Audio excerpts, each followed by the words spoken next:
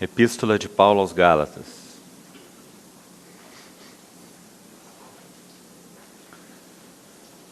Vamos ler os 5 primeiros versículos do capítulo 1. Paulo, apóstolo não da parte dos homens, nem por intermédio de homem algum, mas por Jesus Cristo e por Deus Pai, que o ressuscitou dentre os mortos, e todos os irmãos, meus companheiros, às igrejas da Galácia. Graça a vós outros e paz da parte de Deus nosso Pai e do nosso Senhor Jesus Cristo, o qual se entregou a si mesmo pelos nossos pecados, para nos desarraigar deste mundo perverso, segundo a vontade de nosso Deus e Pai, a quem seja a glória pelos séculos dos séculos. Amém. Vamos ter mais um tempo de oração. Senhor, somos agradecidos ao Senhor por essa manhã de comunhão, por essa manhã aos teus pés, por essa manhã com tua palavra aberta, e também suplicamos a Ti que nos conceda o espírito de sabedoria e de revelação, para que por meio do teu espírito, tua palavra possa ser aberta, revelada, explicada aos nossos corações. Glorifica teu nome e provê entre nós um ambiente necessário para isto. Guarda nossa mente, coração, espírito focados em Ti. Te pedimos confiadamente, em nome do Senhor Jesus. Amém. Graças a Deus por mais esse tempo aqui em Rondônia. 4ª vez que temos estado juntos. E outros irmãos também dessa região norte. Somos gratos ao Senhor por podermos gastar esse tempo de comunhão na sua bendita palavra. Dessa vez, irmãos, eu gostaria de colocar algumas verdades fundamentais, básicas, para o nosso bom entendimento da vida e do serviço cristão. Não sei até onde os irmãos conhecem essa epístola aos Gálatas, mas sem dúvida ela é uma epístola de fundamento. Quando Paulo escreveu essa epístola aos Gálatas, a grande preocupação de Paulo era fundamentos, era alicerces. Logo no início, no capítulo 1, ele diz que aqueles que estavam recebendo, ou que já tinham recebido o Evangelho, estavam agora recebendo outros que estavam deturpando o Evangelho, pregando até mesmo o que ele chama de um outro evangelho. E essa era uma grande preocupação para Paulo, porque só há um evangelho, não há um outro evangelho, não há um outro tipo de evangelho. O evangelho não tem 2 conteúdos, só há um evangelho.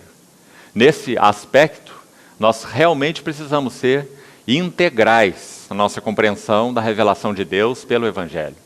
Nós não podemos adaptar o evangelho ao nosso gosto, adaptar o Evangelho à nossa cultura, adaptar o Evangelho às nossas preferências pessoais. O Evangelho é incapaz de se adaptar a qualquer coisa. O Evangelho tem uma característica radical. Nosso Senhor Jesus disse assim: quem não é por mim, é contra mim. Ele disse também: quem comigo não ajunta, espalha. O que o Senhor quis dizer com essas palavras?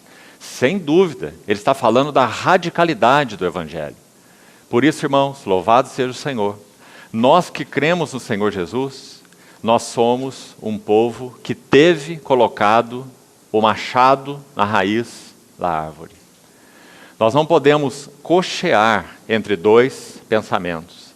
Nós não podemos servir a 2 senhores. Nós não podemos ter olhos aqui e olhos ali. Nosso Senhor tratou isso de uma maneira tão clara naquele trecho do Sermão do Monte, que certamente os irmãos conhecem, Mateus capítulo 6.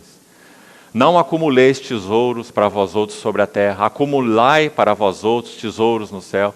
Em todo o tempo o Senhor está fazendo esse raciocínio duplo ali em Mateus 6 e dizendo que isso é impossível.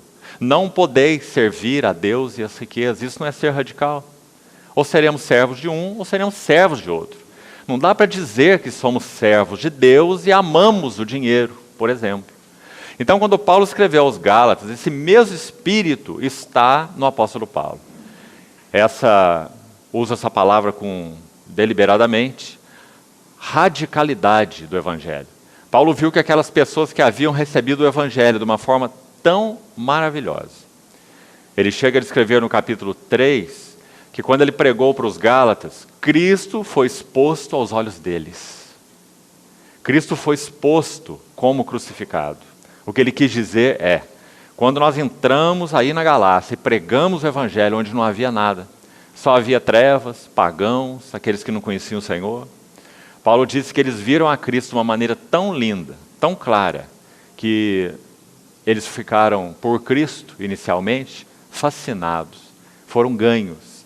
Mas agora eles estavam sendo fascinados ou enfeitiçados, a palavra que ele usa no capítulo 3, logo no primeiro versículo. Muito forte a palavra. Enfeitiçado por aqueles que pregavam um outro evangelho. Agora, irmãos, essa epístola, como todas as outras, não apenas de Paulo, mas todas elas, sempre podem ser abordadas por mais de um ângulo. A riqueza da palavra de Deus é tão grande que raramente, se é que existe alguma epístola, não acredito assim, cada uma das epístolas, a partir de Romanos até o livro de Apocalipse, sempre podem ser abordados por mais de um ângulo. Sempre.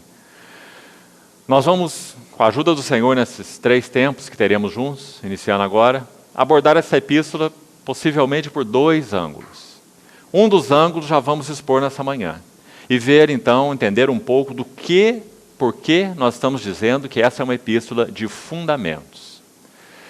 Nós podemos olhar essa epístola, por esse primeiro ângulo, através de 3 grandes palavras. Eu sugeriria aos irmãos, então, que colocassem sua atenção aí, aqueles que gostam de fazer suas anotações, para o seu estudo e meditação particular posterior. Essa epístola é lindamente dividida em 3 sessões, com ênfase em 3 palavras que são absolutas no que concerne a nossa visão do Evangelho. São absolutas no que concerne ao nosso bom entendimento da vida cristã e também do serviço cristão. Os 3 primeiros capítulos terão como ênfase a verdade da graça. Nós sabemos que o próprio Evangelho, por um aspecto, é o Evangelho da graça. Ele também é o Evangelho do reino, ele também é o Evangelho da glória, mas ele também é o Evangelho da graça. Graça é uma palavra que resume o que é o Evangelho. Nosso Senhor Jesus, quando se revelou, João diz que ele era cheio de graça e de verdade. Então, 3 capítulos, a metade da epístola, é gasta em torno dessa verdade da graça. E nós precisamos, então, entrar um pouco nela, embora, claro, nós não teremos em 3 sessões tempo de sermos exaustivos em nada. Nós teremos que passar aí panoramicamente, mas nós cremos que o Senhor usará esse tempo de comunhão para então abrir um pouco mais nossos olhos nessas verdades tão importantes. Então, graça é a primeira ênfase, primeira palavra. 3 capítulos, vamos ver, focando graça. Depois, uma segunda palavra tão importante quanto, e é a palavra liberdade. Embora precisa, como tantas outras, ser compreendida muito bem. Muitas vezes nós festejamos a liberdade que temos em Cristo de uma maneira inadequada. E essa liberdade nos conduz a um outro tipo de escravidão. Em particular, a escravidão a nós mesmos. A nossos desejos, não é? As nossas sensualidades, um cativeiro ao eu. Porque não compreendemos qual é o sentido da liberdade que nós temos em Cristo. O que essa liberdade fez conosco? O que ela opera em nós? Nós somos livres não apenas de quê, mas somos livres para quê? Então essa palavra liberdade central na nossa compreensão do Evangelho, da vida cristã, do serviço cristão, do relacionamento uns com os outros. Nós temos toda a liberdade em Cristo. Mas sabe o que diz Romanos 14? O mesmo Paulo escrevendo aos Romanos? Que a nossa liberdade total que temos em Cristo é limitada. E sabe o que limita a nossa liberdade? Segundo Romanos 14, amor. Nós deixamos de fazer o que temos liberdade de fazer tantas vezes no Senhor, espiritualmente falando, por causa do amor. se nós de alguma maneira possamos colocar um escândalo, um tropeço ao nosso irmão. Nós não levantamos a bandeira da liberdade, nós levantamos a bandeira do amor. E o amor restringe, limita a nossa liberdade, sem que nós tenhamos um senso que nós estamos pagando um preço caro por isso. Porque a liberdade não é a bandeira. A liberdade é limitada, governada pelo amor. Mas é claro que essa palavra liberdade, a verdade da liberdade, é extremamente importante, não só nessa epístola aos Gálatas, mas também na epístola aos Romanos e em outros escritos de Paulo. Então essa seria a segunda palavra. Logo no capítulo 4, Paulo já dá uma ênfase nessa questão da liberdade. E ele vai pelo capítulo 4 todo, entra pelo capítulo 5 e vai até o versículo 15. Do capítulo 4 até o versículo 5, o capítulo 5, verso 15, a ênfase é liberdade. Depois, um verso que foi nos lembrado ontem à noite, Gálatas 5,16, que diz: por isso eu vos digo, andai no Espírito, e jamais satisfareis a concupiscência da carne. Esse versículo, Gálatas 5,16, inicia a última sessão, parte final do livro. Capítulo 5, verso 16 até o final. E aí nós temos uma outra palavra maravilhosa. Se não a compreendermos, nós não compreendemos basicamente nada da vida cristã. E essa palavra é santidade. Então, irmãos, veja que livro essa epístola aos Gálatas. Paulo começa falando da graça, segue falando da liberdade e termina falando da santidade. São três palavras que expõem o Evangelho de uma maneira maravilhosa, precisa. Agora, alguns detalhes ainda sobre essa epístola. Paulo escreveu essa epístola como sendo uma das primeiras de toda a sua série de 13 epístolas. Por que isso é importante?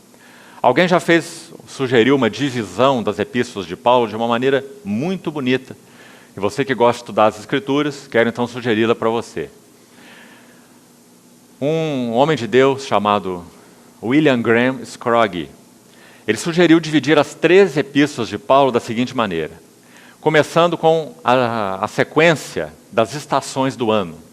Então, as primeiras epístolas seriam as epístolas de primavera, começando o ano por essa estação, a primavera. O que Paulo escreveu nessa época são as primeiras epístolas de Paulo, escritas no ano 52, depois de Cristo, e no ano 53. São as epístolas aos Tessalonicenses. Primeira aos Tessalonicenses e segunda aos Tessalonicenses. Os primeiros escritos de Paulo. Por isso são chamados de epístolas da primavera. Ali tudo são flores. Paulo fala sobre a segunda vinda de Cristo. Epístola maravilhosa, 1 Tessalonicenses, 5 capítulos, cada um dos capítulos termina com uma referência à volta do Senhor. Então, se nós queremos conhecer algo sobre a volta do Senhor, 1 aos Tessalonicenses, 5 capítulos, 5 referências, e sempre nos últimos versículos de cada capítulo, todos falando da volta do Senhor. Depois, 2 aos Tessalonicenses, de novo o assunto da volta do Senhor. Por isso é a epístola da primavera. Todo o anseio daqueles irmãos era que o Senhor retornasse nos seus dias, que o Senhor preparasse a sua igreja. Paulo escreveu para os Coríntios assim: eu zelo por vós com zelo de Deus, porque eu vos tenho preparado para vos apresentar como virgem pura, para um só esposo que é Cristo. Né? Então esse era o espírito apostólico. Então Paulo escreveu essas duas epístolas aos Tessalonicenses logo na primavera do seu ministério. Por isso são chamadas epístolas da primavera. Depois, a fase ou estação seguinte, no nosso ano, seria o verão, logo após a primavera. Quais são as epístolas de verão? São as epístolas mais quentes de Paulo, as mais calorosas. Quais são elas? 1 e 2 aos Coríntios, não são? Epístolas de repreensão, epístolas de correção, epístolas de advertência. 1 e 2 aos Coríntios são epístolas de correção. Romanos faz parte dessa série de verão, são 4 epístolas agora. 1 e 2 Coríntios, Romanos e Gálatas, a epístola que nós vamos estudar. São as epístolas de verão. Paulo começa aos Gálatas, já vimos aí, sem nem saudação. Não é estranho? Todas as epístolas de Paulo começam com uma saudação. Gálatas não tem saudação. Por quê? Porque Paulo está extremamente tenso quando escreve aos Gálatas, cheio de encargo, de temor, porque eles estavam se afastando do único evangelho. Como já usamos a palavra no capítulo 3, ele diz que eles estavam sendo enfeitiçados por pessoas que pregavam outro evangelho. Então ele entra nesse epístola com todo esse calor, como nós falamos, exortando, usando essa espada que ele possuía como ninguém, a espada afiada do Espírito, e cortando um caminho reto entre os Gálatas, mostrando o que era e o que não era, mostrando o perigo de agregar com Cristo várias coisas. Cristo e mais circuncisão, Cristo e mais guarda de dias, de festa, de lua nova, de sábado e etc. Tudo que faz parte do judaísmo, que não tem nada a ver com o cristianismo. Será que a mensagem de Gálatas é urgente hoje? Extremamente. Amados irmãos, nós vivemos dias de cristianismo judaizado. Há pessoas aí tocando chofar para chamar irmãos para reunião. Uma mistura horrível, judaico-cristã, algo impossível, uma aberração. O cristianismo não tem nada a ver com o judaísmo. Nosso Senhor Jesus colocou um ponto final em tudo que se refere ao cerimonialismo judaico. Acabou. Mas isso está sendo tudo trazido de volta. Todas as coisas. Nesses nossos dias do fim. Mistura. Outro evangelho. Então, a Epístola aos Gálatas faz parte desse grupo de 4 epístolas que são as epístolas de verão, calorosas, onde Paulo faz correção acima de tudo. Depois, a próxima estação seria outono. De novo, 4 epístolas. Outono, estação de fruto, muito fruto. Então, quando nós lemos Efésios, Filipenses, Colossenses e Filemon, mais 4 epístolas de Paulo. O que nós temos nela? Só fruto. São as chamadas epístolas mais altas em revelação. Em particular, dessas 4, Efésios e Colossenses. Efésios falando da glória do corpo de Cristo e Colossenses falando da glória do cabeça deste corpo. Efésios e Colossenses. Então são epístolas de fruto. E veja, Paulo está preso. Quando que Paulo frutificou da maneira mais linda em sua vida? Dentro da prisão. Não é precioso, irmãos? O Senhor ousou lançar em cadeia um dos seus maiores embaixadores, Paulo. E dali ele escreveu essas epístolas lindas. Depois nós chegamos na última estação, e é o inverno. 3 epístolas agora. 2 no primeiro grupo, 4 no segundo, 4 no terceiro e 3 no quarto. Ao todo são 13 epístolas. E no último grupo de inverno, quais são as epístolas que faltam agora? 1 Timóteo, Tito e 2 Timóteo. Você lembra que Paulo faz menção, inclusive, do inverno em 2 Timóteo? Que interessante. Ele escreve para Timóteo dizendo assim, Timóteo, vem depressa ter comigo antes do inverno. E era um inverno literal mesmo. Paulo iria passar um inverno numa masmorra romana. Sabe o que a história nos fala dela? Uma masmorra fétida, gelada, com ratos circulando à vontade, por todos os lados. Ali Paulo terminou seus dias. E ele não tinha nada em sua posse, senão aquilo que ele tinha esquecido nas suas viagens, em alguma cidade específica. Então ele diz para Timóteo, traz minha capa, traz os meus livros, e especialmente os pergaminhos. Irmãos, esse homem que virou o mundo de cabeça para baixo com o evangelho, sabe o que ele tinha no seu bolso, quando ele morreu? Uma capa, uns livros e uns pergaminhos. Porque ele seguiu fielmente o Senhor. Ele nunca pregou um evangelho chamado da prosperidade.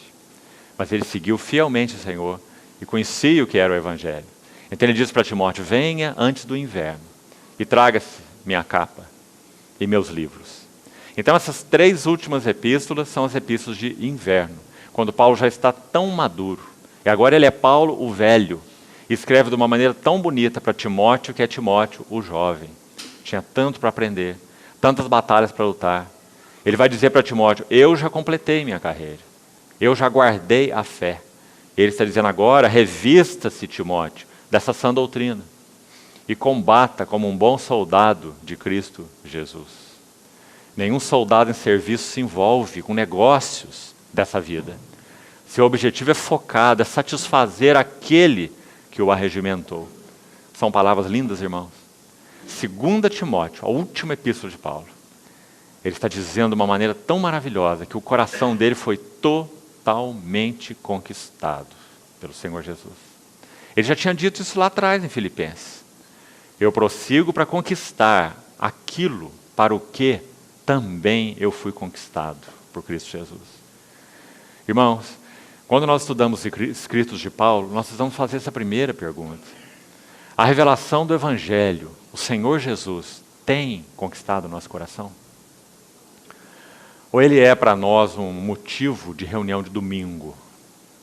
O Senhor tem conquistado nossos corações?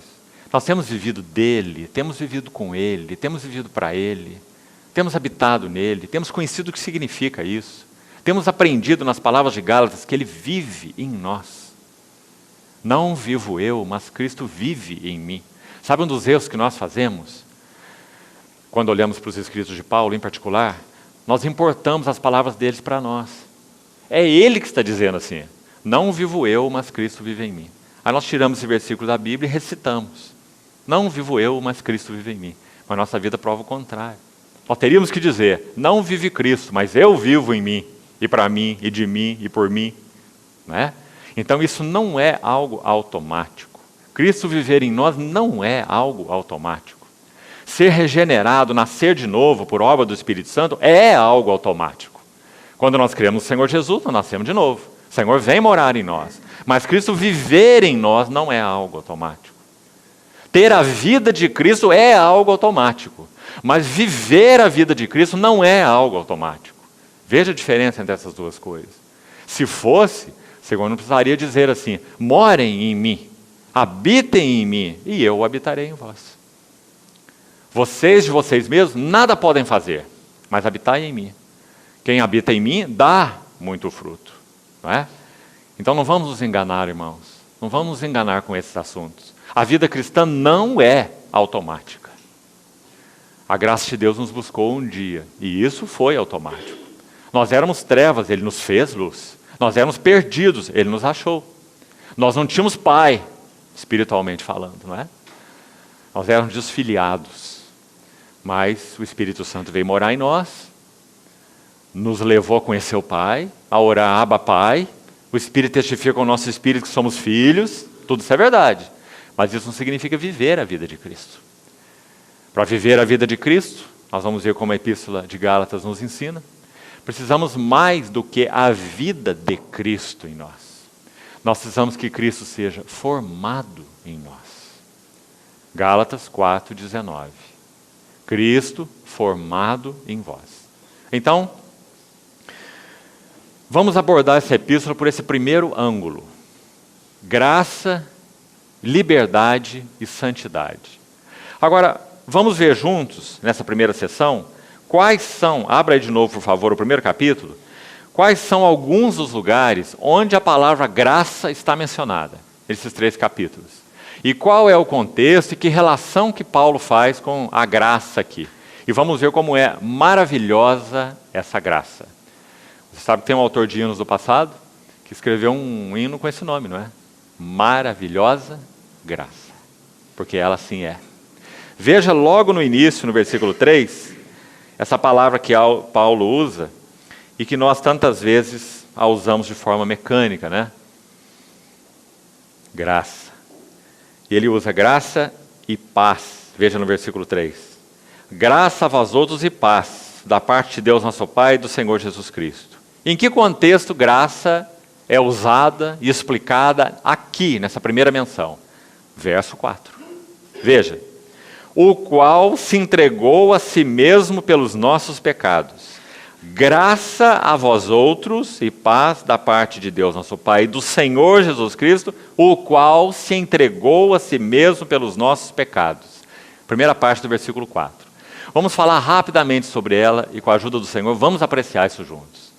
Você já percebeu que Paulo usa a palavra entregou nos seus escritos de uma maneira especial, se referindo ao Senhor Jesus?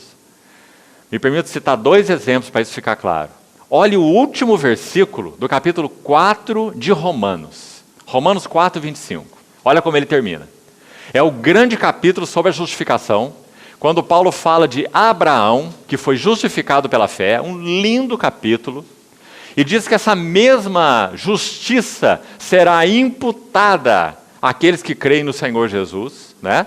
E ele termina o capítulo 4 de Romanos dizendo assim, que Jesus se entregou, o qual se entregou. Olha essa palavra, entregou. Ele se entregou como oferta por nós, como propiciação, não é? Foi entregue por causa das nossas transgressões. Não é isso que ele diz aí? E ressuscitou por causa da nossa justificação. Queria que você observasse a palavra entregou. Ela não é banal. Quando Paulo usa a palavra entregou, é uma palavra cheia de significado. Por exemplo, Jesus disse assim, ninguém tira a minha vida. Eu espontaneamente a dou. Isso significa entregar. Ninguém colocou as mãos nele e o levou preso, a não ser quando ele permitiu. Não é? Quantos pegaram em pedras para atirar nele, em momentos específicos de sua vida? Sabe o que os evangelistas registram? E ele passou pelo meio deles e retirou-se. Quando aquela escolta de soldados veio prendê-lo, mesmo no Getsemane, você lembra o que aconteceu? O Sinédrio manda uma escolta de soldados, que quadro mais lindo, irmãos, do nosso Senhor. E eles se aproximam dele para prendê-lo, com ordem daquelas autoridades.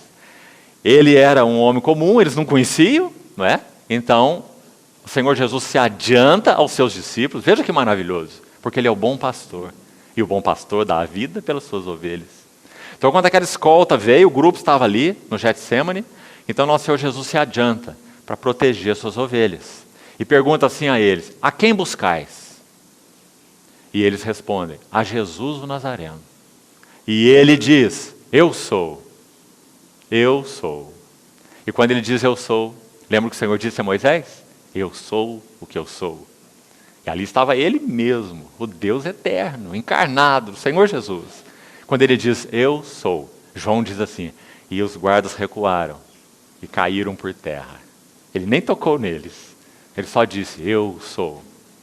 E por que João registra isso deliberadamente? Para que fique claro, ninguém tira a minha vida. Eu espontaneamente a dou. Então, quando Paulo usa essa palavra entregou, ela está carregada desse sentido maravilhoso, né? O qual foi entregue pelas nossas transgressões e ressuscitou para a nossa justificação. Um outro uso para você apreciar, Efésios 5. Efésios 5, 1 e 2. Diz assim, sede, pois, imitadores de Deus como filhos amados e andai em amor, assim como Cristo nos amou e se entregou. Aí está a palavra de novo. Efésios 5, 2. Ele nos amou e se entregou como sacrifício e oferta a Deus em aroma suave. E aqui de novo nós estamos vendo, mais uma vez, Gálatas 1, 4. O qual se entregou. Louvado seja o Senhor. Isso é uma primeira pincelada sobre a graça que nós temos aqui. Sabe o que é a graça? Cristo se entregou. Ninguém tirou sua vida. Romanos 8, Paulo diz assim, Deus nos deu o seu próprio Filho, Ele não o poupou. Então Ele não nos dará com Ele graciosamente. Olha a palavra aí de novo, graça. Não nos dará com Ele, graciosamente, todas as coisas. Que coisas? As que nós queremos? Não. As que nós tivermos necessidade. Diferente. Né?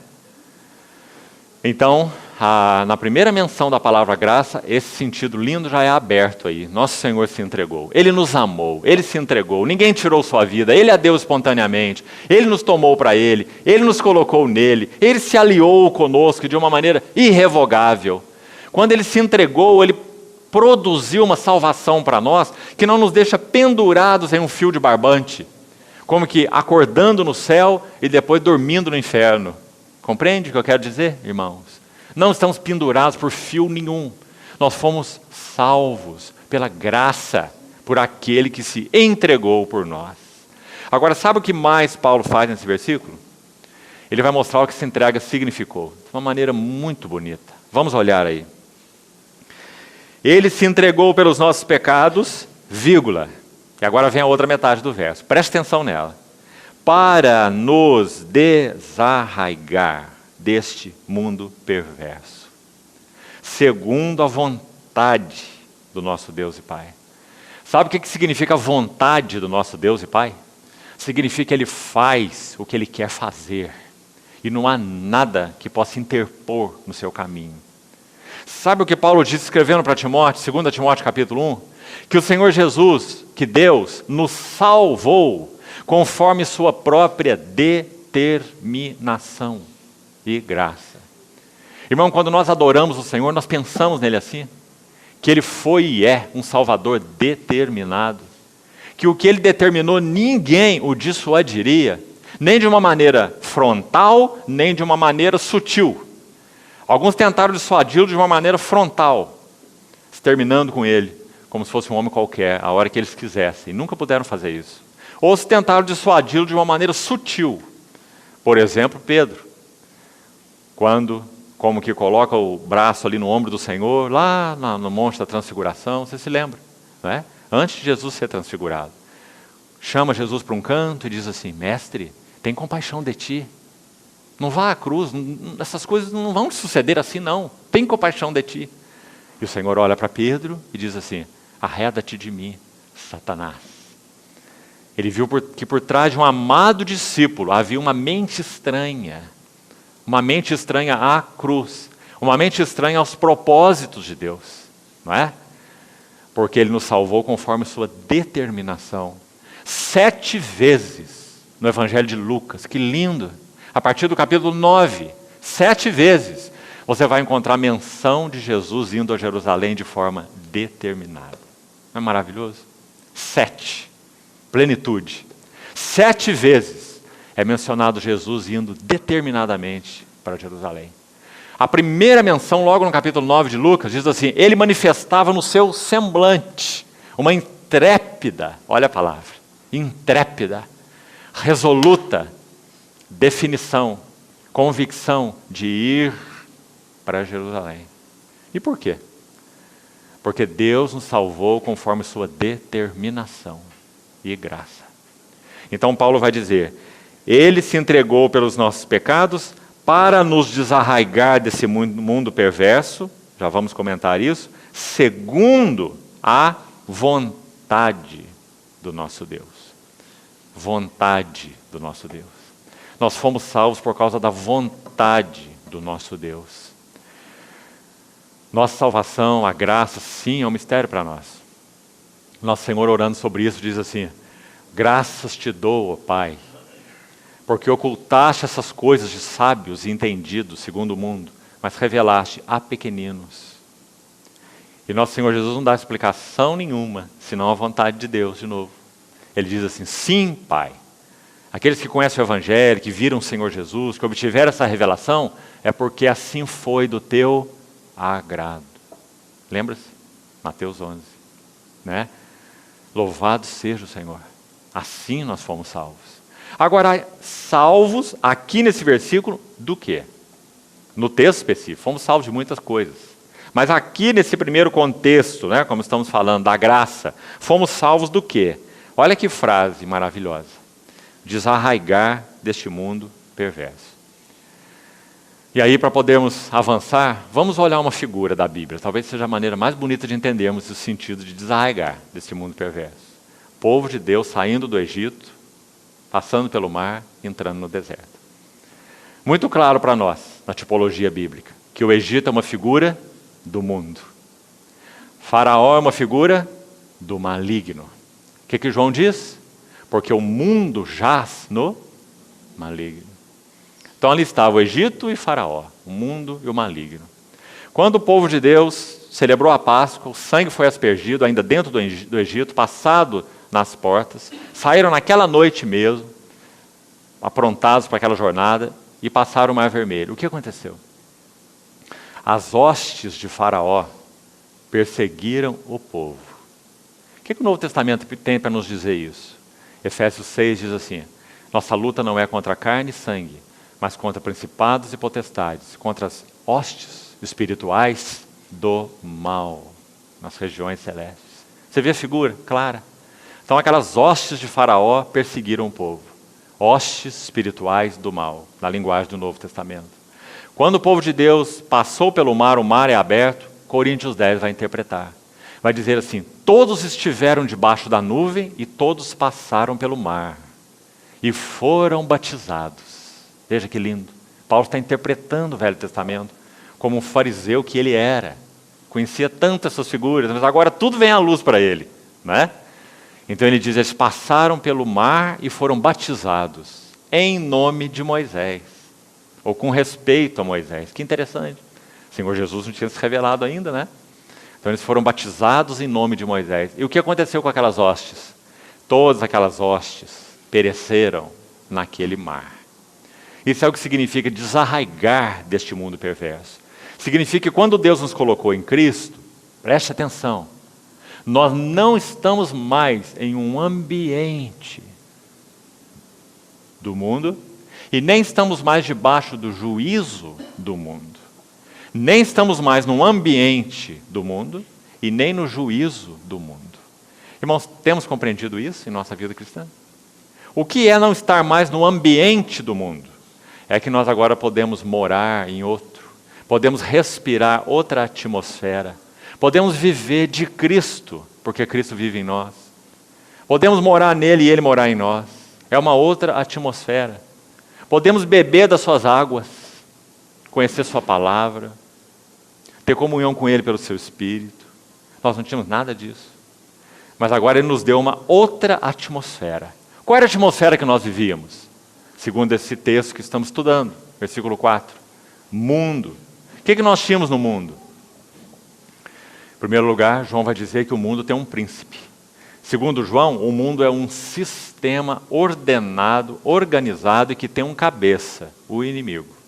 E ele tem muitos tentáculos. Nós vivíamos nesse ambiente.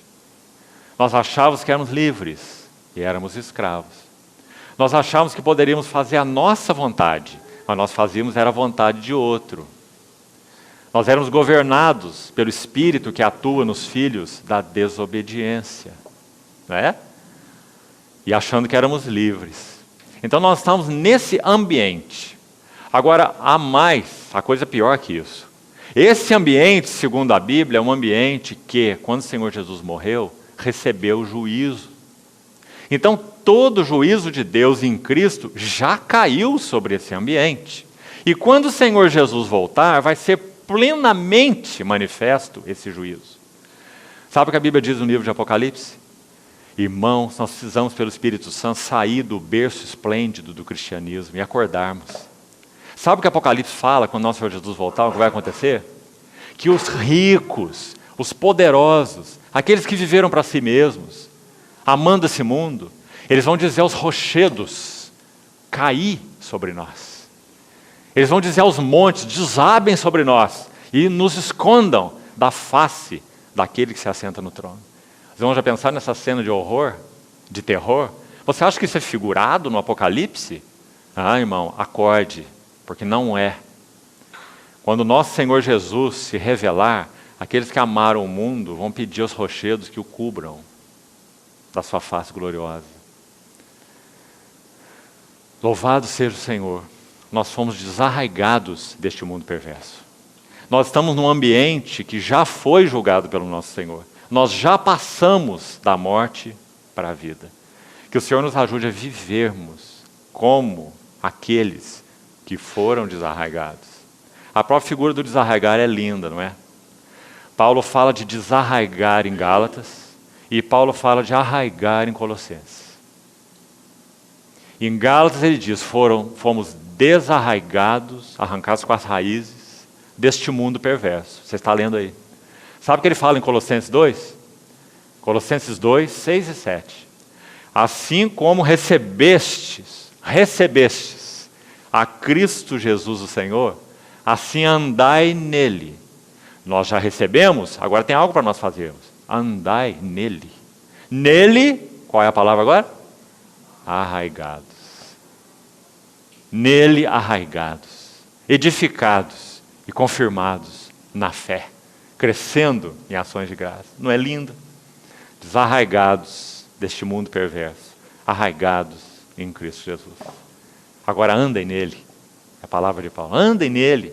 Não andem aí dentro de vocês mesmos, não. Tendo aí como seu superior, como muitos dizem, né? Acima de mim só o meu chapéu. Você já viu pessoas falarem assim? Acima de mim só o meu chapéu. Né? O texto de Colossenses está dizendo, andem nele radicados, edificados, confirmados e crescendo em ações de graça. Sabe qual vai ser o resultado disso? Segundo aos Tessalonicenses, capítulo 1, Paulo escreve assim, quando ele vier, ele vai ser glorificado nos seus santos. E ele vai ser admirado em todos os que creram. Naquele dia. Que maravilha, irmãos. Essa é a nossa esperança. Esse é o nosso chamamento. Então, assim Paulo fala sobre a graça logo no início dessa carta tão linda. Né? Desarraigados deste mundo perverso. Então lembre-se do pano de fundo lá do Velho Testamento. Saída do Egito, perseguidos pelas hostes de Faraó, as hostes mergulhadas no mar, o povo saindo do outro lado, nenhum perseguidor mais, ninguém por trás deles, não é? Mas agora aprendendo numa jornada longa, onde eles foram expostos e reprovados, inclusive, aprendendo a andar com Deus, pela nuvem, pela coluna de fogo, bebendo água da rocha, comendo maná do céu, não é? O Senhor fazendo um povo novo, mudando a dieta deles, maná era uma figura de Cristo. Veja o que é viver Cristo, não é? Não bastava a vida de Cristo, figurada pelo Cordeiro, o sangue que foi derramado no Egito. Era a base, era o princípio, mas não bastava. Precisava do viver Cristo, ou seja, o maná, dia a dia comendo dele, sendo desintoxicados do Egito, com seus alhos, pepinos, carnes, melões, como diz lá, e aprendendo a comer esse maná, vivendo de Cristo, né? Então, primeira menção da graça. Vamos ver a segunda, rapidamente. Logo à frente, olha o verso 6, Gálatas 1:6. Admira-me, espanta-me, horroriza-me, palavra forte, que estejais passando tão depressa daquele que vos chamou na graça de Cristo. Está vendo como a ênfase é graça? Para um outro evangelho, o qual não é outro, senão que há alguns que vos perturbam e querem perverter o evangelho de Cristo. Mas ainda que nós, ou mesmo um anjo vindo do céu, vos pregue o evangelho que vá além do que vos temos pregado, seja anátema. Vamos parar aqui um pouquinho. Quando Pedro escreve sua epístola, Paulo falou aqui sobre anjos do céu vos preguem outro evangelho. Escute essa referência. Primeira epístola de Pedro, capítulo 1, versículo 10, até o versículo 12. Pedro vai falar sobre essa salvação que nós recebemos, mas que nos tempos do Velho Testamento não era conhecida, era só profetizada. Então ele vai dizer assim, foi a respeito dessa salvação que os profetas do Velho Testamento, é claro, indagaram e inquiriram acerca da graça dessa salvação a vós outros destinada. Aí é dito assim, a eles, aos profetas lá do Velho Testamento, antes de Cristo, a eles foi revelado que não para si mesmos, mas para vós outros, eles profetizavam acerca daquelas coisas, as quais foram reveladas agora a vocês pelo Espírito Santo enviado do céu. Agora ele termina dizendo assim, essas pessoas vos pregaram o Evangelho pelo Espírito Santo enviado do céu, e o Evangelho contém coisas que anjos anelam perscrutar. Muito lindo. Paulo está dizendo que esse Evangelho não foi confiado a anjo nenhum. Por isso ele fala isso aqui em Gálatas. Ele diz, olha, vocês estão acolhendo aí mensageiros, estão pervertendo o sentido da graça, o sentido do Evangelho, nem que fossem anjos. Compreende a linguagem dele? Vocês estão aceitando essas pessoas aí como se tivessem a mensagem do Evangelho, são enganadores, são falsos, estão pregando um outro Evangelho que não é o Evangelho. Ele diz, nem que fossem anjos. Se um anjo do céu pregar para vocês um outro Evangelho, além do que eu, Paulo, tenho anunciado, reprovem esse anjo. Que maravilhoso. Ele está dizendo que anjo não sabe nada de Evangelho. Evangelho não foi confiado a anjos, Evangelho foi confiado a homens. Efésios capítulo 3, ele fala assim, que o Espírito Santo revelou esse mistério aos santos apóstolos e profetas no Espírito. Não é maravilhoso? Você já pensou, irmão, sequer, que nenhum anjo compartilha da natureza divina? Pense sobre isso. Qual anjo tem a natureza divina? Nenhum. Nem os arcanjos. Nem o arcanjo Miguel. Ninguém possui, nenhum dos anjos, a natureza divina. A natureza divina foi dada a homens, aqueles que creem no Senhor Jesus. Nós é que fomos chamados para essa comunhão com Deus triuno. Anjo não. Anjo tem relação com Deus, me permita a expressão, do lado de fora. Compreende? Eles são criaturas de Deus. Eles veem a glória de Deus, adoram a Deus, mas não têm comunhão em espírito com Deus, porque eles não têm a natureza de Deus neles. Deus só concedeu sua natureza aos seus redimidos. Se os anjos tivessem a natureza de Deus, eles seriam também participantes do corpo de Cristo. Mas não tem nenhum anjo no corpo de Cristo. Só tem homens redimidos, homens e mulheres. Porque só nós recebemos a natureza de Deus no Filho. Não é um privilégio maravilhoso? Então Paulo se coloca como esse porta-voz, não é? Autorizado do Evangelho. Ele vai dizer, não temos tempo para esses detalhes todos, ele vai dizer que ele recebeu um Evangelho de primeira mão. Como se estivesse dizendo, quem me revelou o Evangelho de Deus não foi anjo nenhum, não foi homem nenhum, foi o próprio Senhor Jesus. Aquele que me separou, palavras estão logo à frente aí no capítulo 1, depois do verso 10 em diante. Aquele que me separou antes de eu nascer. E aprouve a ele, ou seja, foi do agrado dele, eu escolhi persegui-lo. Não é o que ele diz? Eu escolhi matar os seus, ignorante, blasfemo, perseguidor da igreja. É assim que ele refere a ele mesmo. Ele diz, mas ele me separou antes de eu nascer, e aprouve a ele revelar o seu Filho em mim, para que eu pregasse entre os gentios. Graça, graça, graça. Essa é a ênfase desses capítulos. Então, seguindo, veja no versículo 15, um pouquinho mais sobre esse verso que nós estamos citando, já agora. Olha o verso 15. Quando, porém, é o que me separou antes de eu nascer, as determinações de Deus, os conselhos eternos. Salmo 139 é tão lindo nesse sentido, não é, irmão? Irmão, quem que pode ter qualquer problema psicológico se realmente conhece bem o Salmo 139? Não tem ninguém. Você conhece bem o Salmo 139? Antes que uma palavra me chegou à língua, tu já conhece todas. Tu me cerca por trás e por diante, e sobre mim põe a tua mão. Nós vivemos tão inseguros, tão desesperados, tão ansiosos, inquietos, preocupados. A palavra do Senhor usa lá em Mateus 6, não é? Mas olha o que esse salmo diz. Tu me cercas por trás, cercas por diante, e sobre mim pões a tua mão. Uma caixinha, não é? A mão por trás, a mão pela frente, a mão por cima. Maravilhoso. Aí ele vai dizer assim, se eu disser, as trevas me encobrirão, e a luz ao redor de mim se fará à noite. A salmista fala assim, para ti, as trevas não são trevas. Se eu tomar a minha cama e dizer, eu vou tomar as asas da alvorada, e vou colocar a minha cama lá no profundo abismo, ainda lá me haverá de guiar a tua mão, e a tua destra me susterá. Tu conheceste a minha substância ainda informe, ou informação, no ventre da minha mãe. E no teu livro estavam escritos todos os meus dias.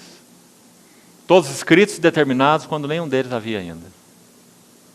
Quão maravilhosos para mim são teus pensamentos. Não é? Aí ele termina aquele salmo de uma maneira que é a única para se terminar. Ele vai dizer, sonda-me, ó Deus, conhece meu coração. Prova-me, conhece meus pensamentos. Vê se há em mim algum caminho mau. Guia-me pelo caminho eterno. Isso é graça. Graça. Ó irmão, o Senhor nos ajude a viver nesse ambiente da graça. Ao que me separou antes de eu nascer. E aprove a ele revelar seu Filho em mim. Isso não é verdade só para Paulo. Isso é verdade para cada um de nós. Ele também nos separou antes de nós nascermos. Também aprove a ele revelar seu Filho em nós. Né? Aí ele vai dizer, E me chamou, olha o verso 15. Me chamou pela sua graça. Chamou pela sua graça. Nós estamos vendo aqui a terceira menção de graça já nesse primeiro capítulo. Porque a ênfase é graça, nos 3 primeiros capítulos. E aqui a graça está relacionada com o quê nesse versículo? Chamamento. Não é evidente? Me chamou por sua graça. Graça que chama. Sabe como os irmãos do passado chamavam essa graça que chama? Eles chamavam de graça eficaz. Me lembro que numa outra ocasião, creio que aqui mesmo entre os irmãos, nós citamos uma pequena frase de um desses irmãos do passado, que conheceu muito bem a beleza da graça, o ambiente da graça, Jonathan Edwards. Ele definiu essa graça que chama, essa graça eficaz, assim. Vou repetir mais uma vez, escute bem. Ele disse assim: na graça eficaz, nós não somos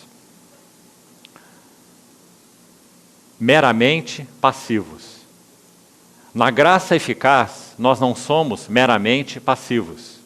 E nem Deus faz uma parte e nós fazemos o restante. Mas Deus faz tudo e nós fazemos tudo. Pois é isso mesmo que Ele produz, nossas obras. Deus é a única verdadeira fonte e o único verdadeiro autor. Mas nós somos verdadeiros agentes. Somos em diferentes aspectos, totalmente passivos e totalmente ativos. O que ele quer dizer com essa frase? Difícil, paradoxal. Ele quer dizer que quando Deus nos chama pela sua graça, Ele é a fonte e Ele é o autor. Mas nós não somos bonequinhos que são regidos simplesmente como marionetes. Mas Deus desperta algo em nós que antes não estava despertado. Deus desperta uma resposta em nós que antes não estava despertada. Qual a resposta? Uma resposta para a graça. Então Deus, quando revela a graça para nós em Cristo, Ele não nos manipula, Ele nos atrai. Ele busca a resposta em nós e encontra essa resposta em nós, porque a sua graça é eficaz. Então, irmãos, Paulo une nessa terceira menção no versículo 5, a graça a esse chamamento. Ele me chamou por sua graça. Sabe como ele escreve aos Coríntios? Um verso também que, sem dúvida, toca-nos profundamente. 1 Coríntios 1, 26. Ele fala assim: irmãos, reparai no vosso chamamento. Reparai na vossa vocação. Não foram chamados muitos nobres. Não foram chamados muitos poderosos. Mas o Senhor escolheu as coisas fracas do mundo. Somos nós, né? Deus escolheu as coisas fracas do mundo. Se nós fomos chamados, somos nós. Deus escolheu as coisas desprezíveis do mundo. Somos nós. Deus escolheu as que não são. Somos nós. Deus escolheu as coisas loucas. Boa maneira de nos definirmos. Nós e nós mesmos, loucos. Né? Vivendo conforme queríamos, a nossa maneira, achávamos que nós éramos os melhores. Né? Justos. Justiças próprias. Ele escolheu essas coisas que não são, para reduzir a nada as que julgam ser, a fim de que ninguém se vanglorie na presença de Deus. Esse é o chamamento de Deus. Paulo faz menção a ele aqui, nesse versículo 15. Graça que chama. Depois ele segue ainda, versículo 16, do capítulo 2, ele diz assim: sabendo, contudo, Gálatas 2,16, que o homem não é justificado por obras da lei, e sim mediante a fé em Jesus Cristo. Também nós temos crido em Jesus Cristo para que fôssemos justificados pela fé em Cristo e não por obras da lei, visto que por obras da lei ninguém será justificado. Por que Paulo está preocupado com isso? Porque aqueles que já tinham recebido Cristo estavam retornando a obras da lei. Irmãos, hoje não é diferente. Das maneiras mais sutis, as grossas, nós já citamos algumas aqui. Né? Voltar até mesmo a cerimonialismo, buscando alguma coisa da parte de Deus. Mas vamos para as formas mais sutis. Todas as vezes que nós queremos barganhar algo com Deus, nós estamos em obras da lei. Todas as vezes que nós queremos fazer uma coisa para Deus, para receber outra de Deus, nós estamos em obra da lei. Todas as vezes que nós vamos orar, olhamos para nós mesmos e entendemos que nós não estamos em condições, porque nós não fizemos isso, não fizemos aquilo outro, nós estamos nas obras da lei. Porque nós só temos acesso a Deus por causa do precioso sangue do Senhor Jesus. Não é pelo que fizemos ou pelo que não fizemos. Só pelo precioso sangue. Mas é claro, todas as vezes que lançamos mão deste acesso pelo precioso sangue, se há em nós algo não resolvido, não tratado, pecaminoso, que ofende o Espírito, será revelado. Mas isso não impede o nosso acesso. Muito pelo contrário. Nós levamos ao Senhor Jesus aquilo que o Espírito Santo nos convenceu. E se confessarmos os nossos pecados, Ele é fiel e justo para nos perdoar os pecados e nos purificar de toda injustiça. Onde nós encontramos isso? No ambiente da aceitação. Não é? Então, irmãos, há formas muito sutis dessas obras da lei em nós. Isso nos leva a uma ansiedade, a um desespero, a uma inquietação, a falta de paz em nossa vida cristã que não tem tamanho. Porque nós não estamos compreendendo exatamente o que é a graça, exatamente o que é o derramar do sangue, exatamente o que foi o rasgar do véu. Ao invés de correr para Cristo com os nossos pecados, nós corremos de Cristo com os nossos pecados. Porque nós não compreendemos a graça. Não é? A graça não é leviana, a graça não é panos quentes na cabeça, a graça julga o pecado, porque o Senhor Jesus é cheio de graça e de verdade. Esse par anda junto, não é? Mas nunca verdade sem graça, e nunca graça sem verdade. Não é? Então, que ambiente maravilhoso esse. Então, Paulo estava assim, tenso. Suas palavras são agudas, desesperadas, podemos até ousar dizer, com esses que estavam fazendo uma bagunça com esse evangelho precioso, puro, misturando com tantas coisas. Né? Aí, versículo 19, um versículo já citado, muito conhecido nosso, ele vai dizer no final do verso 19, Gálatas 2, eu estou crucificado com Cristo. Agora veja, é Paulo dizendo, cuidado, irmão, para você não ficar como um papagaio dizendo isso. Isso tem que ser uma experiência, uma realidade, um ambiente, uma revelação em nossas vidas. Não é? Em Cristo é verdade. Em Cristo todos nós estamos crucificados. Ou precisamos nos crucificar ainda? Claro que não. Quando Cristo morreu, nós morremos. Romanos 6 ensina tão claro. Quando Cristo foi sepultado, nós fomos sepultados com Ele na morte pelo batismo. Quando Cristo ressuscitou, nós ressuscitamos com Ele. Efésios capítulo 2 também diz. Quando Ele se assentou nos lugares celestiais, nós estamos assentados com Ele nos lugares celestiais. Muito claro. Mas tudo isso é objetivo. Será que você entende, irmão? Tudo isso foi feito em Jesus Cristo. Agora precisa ser realizado em nós. Não basta que seja verdade apenas em Jesus, tem que ser verdade em nós. E para ser verdade em nós, o que é necessário? O que é necessário?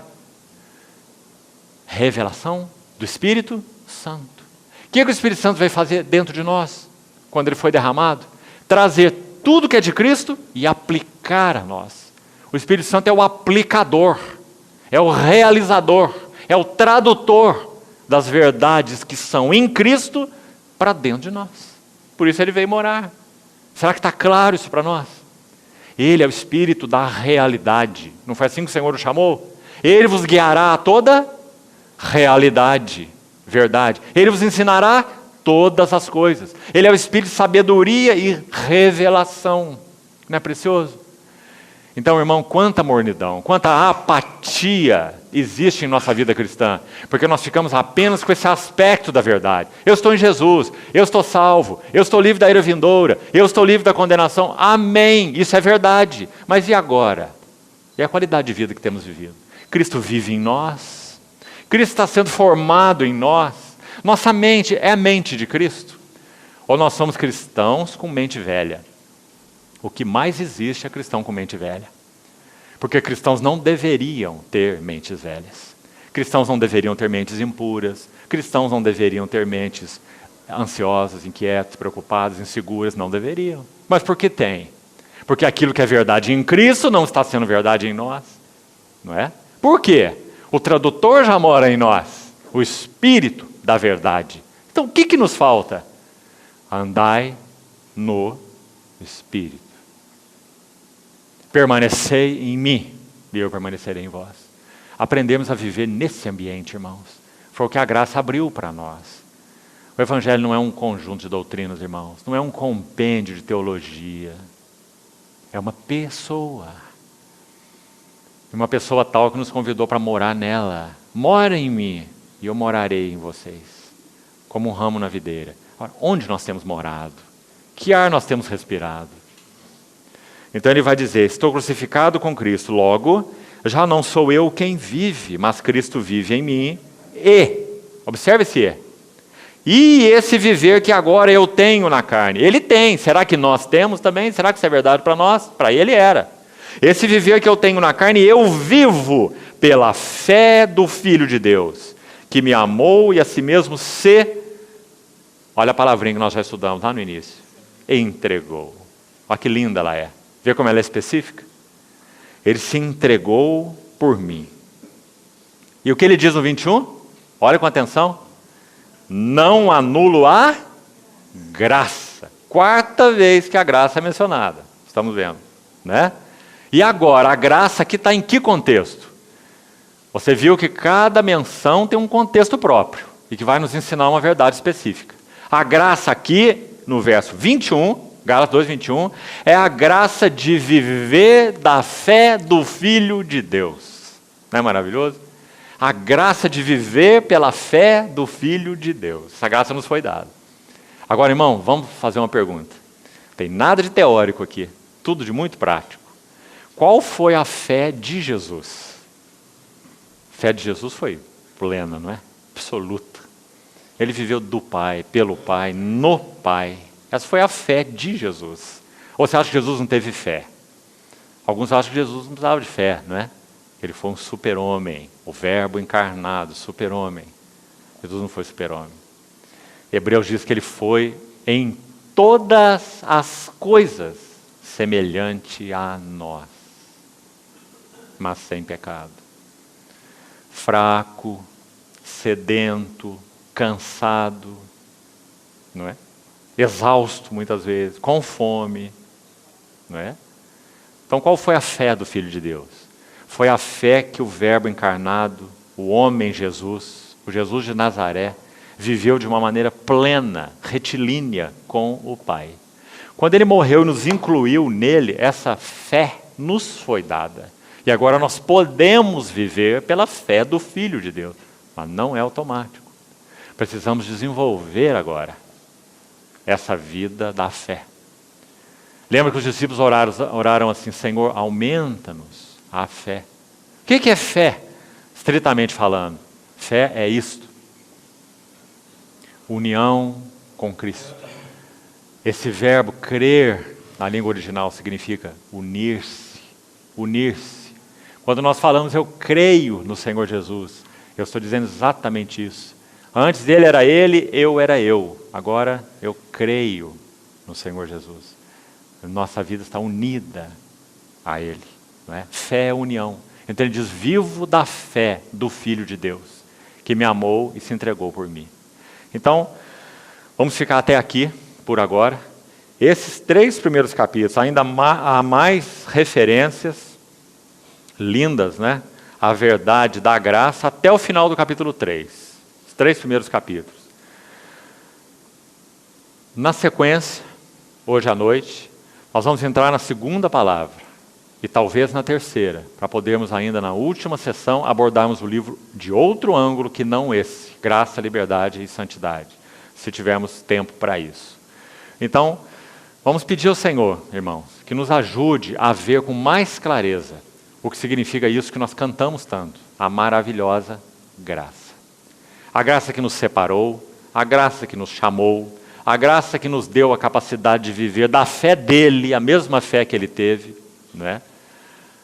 A graça que nos desarraigou, por um lado, deste mundo perverso, tanto do seu ambiente quanto do seu juízo, 2 coisas maravilhosas, né, que já falamos, e nos colocou agora em um outro terreno, arraigados nele, então andai nele, arraigados, edificados e confirmados. Essa é a graça que nos foi dada. Paulo, para terminar, Escrevendo aos Coríntios, no capítulo 15, ele diz algo interessante sobre a graça. Ele fala assim: sou o que sou pela graça de Deus. Pela graça de Deus eu sou o que eu sou. Mas escute, abra bem seu ouvido aí. E esta graça que me foi dada, não se tornou vã. Antes eu trabalhei mais do que todos os apóstolos. Aí você pode pensar, Paulo está se orgulhando do seu trabalho apostólico. Aí ele vai completar o versículo dizendo assim: porém, não eu, mas a graça de Deus comigo. Não é um lindo versículo? Uma combinação maravilhosa, que mostra que a graça é plena, mas não é automática. Pela graça de Deus eu sou o que eu sou. Mas essa graça que me foi dada não se tornou vã. Guarde essa palavra, irmão. Tem que ser escrita com letras do Espírito no nosso coração. A graça de Deus pode se tornar vã no nosso coração. O que é algo vão? Sem valor, sem sentido, sem substância. Não é? Pela graça do Senhor vimos Cristo. Pela graça do Senhor recebemos o Espírito Santo. Mas essa graça é vã em nosso coração. Nós não vivemos no ambiente da graça. Nós não somos pessoas graciosas. Somos pessoas legalistas. Nós não respiramos graça, nós respiramos obras, lei. Nós não vivemos num ambiente onde o sangue de Cristo nos purifica de todo pecado, que é o ambiente da graça. Nós vivemos num ambiente de troca com Deus, não é?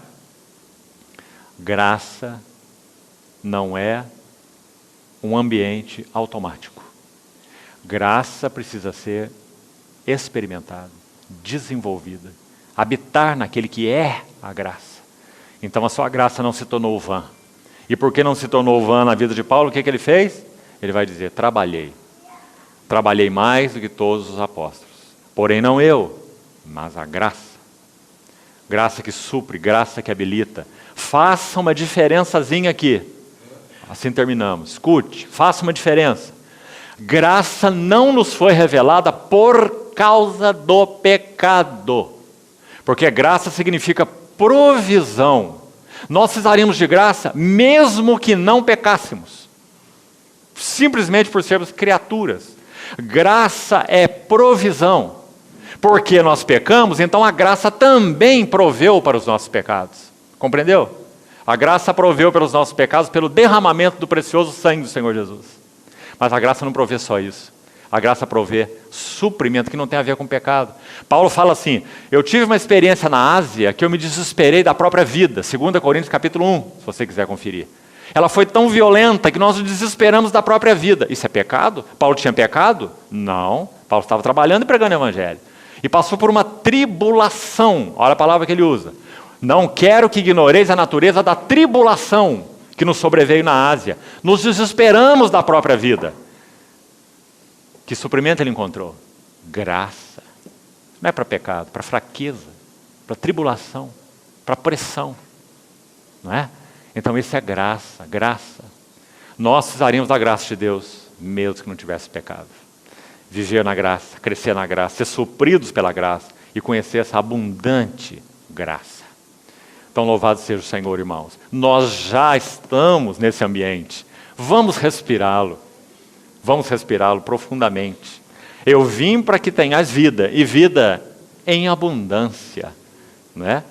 Então, quando ele começa esse livro de Gálatas, ele tem que começar por aí, porque ali estavam irmãos nossos, que já tinham visto o Senhor Jesus, desviando-se da graça. Pedro também, quando termina a epístola dele, da mesma maneira, a mesma graça.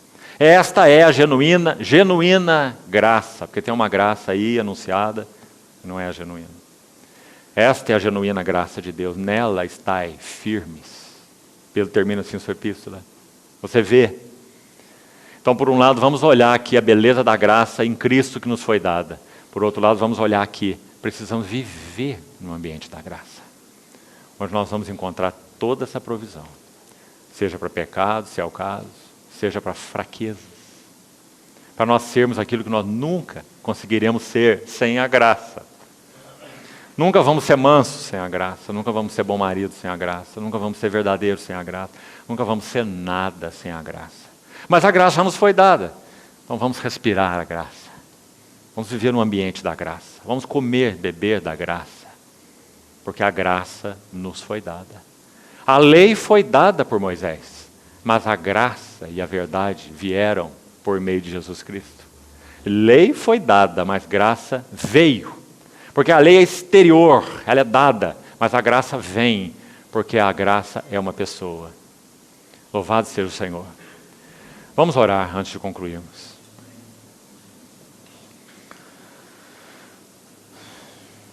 Querido Pai Celestial, te agradecemos muito, ainda sabendo que nossas palavras são tão insuficientes, para te agradecer por tua graça, a graça que nos foi dada em Cristo Jesus.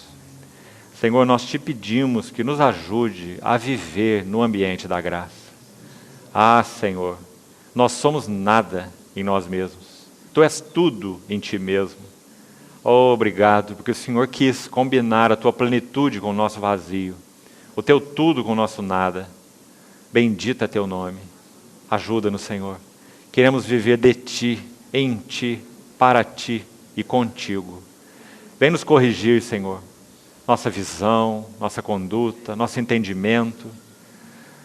Ganha nosso coração, conquista-nos, Senhor, amarra-nos a ti. Em particular nesses dias que antecedem tua vinda gloriosa. Ah, Senhor, prepara-nos. Ah, Senhor, desarraiga-nos na nossa experiência desse mundo perverso. Arraiga-nos em ti. Queremos viver, andar em ti, Senhor. Ajuda-nos, Senhor. Socorre-nos em nossa debilidade. Entregamos-nos a ti mais uma vez, Senhor. Continua nos explicando tua palavra. Traduz, ó bendito Espírito Santo, traduz esses ensinos à nossa vida e à nossa experiência. Em nome de Jesus Cristo oramos. Amém, Senhor.